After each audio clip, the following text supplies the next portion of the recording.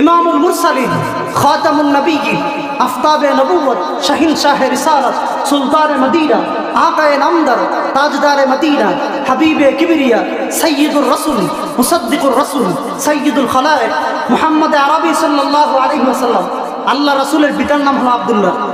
মুহাম্মদ সাল্লাল্লাহু আলাইহি ওয়াসাল্লাম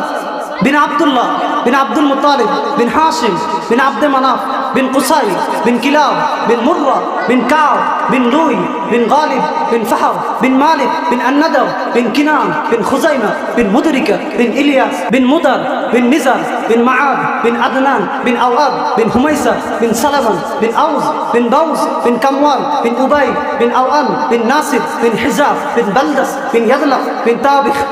بن جاهل بن ناحس بن مخي بن آيف بن أبكر بن أبيد بن عدها بن حمدان بن سنبر بن يسربي بن يحجن بن يلحن بن أروعة بن أيزي بن جيشان بن أيسر بن أفند بن أيهم بن مكاسب بن ناحس بن زريح بن سمير بن مزي بن إواد بن إرم بن هدر بن إسماعيل عليه السلام بن إبراهيم عليه السلام بن طرق بن ناحو بن سرد بن رعود بن فاحز بن آبي بن أفرحشد بن سام بن نوح عليه السلام بن لامي بن متوسلخ بن إدريس عليه السلام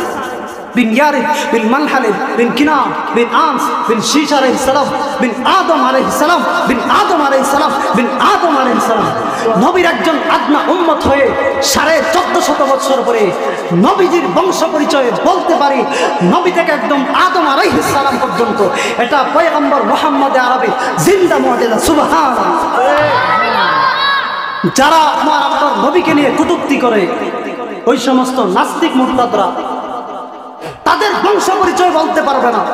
কিন্তু নবীর একজন আদনা উম্মত হয়ে নালায়েক উম্মত হয়ে নবী থেকে আদম আলাইহিস সালাম পর্যন্ত নবীর বংশ পরিচয় বলতে পারে। যাই সমস্ত নাস্তিক মুরতাদরা নবীর বিরুদ্ধে কথা বলে তাদের দাঁত ভাঙার জবাব দেয়।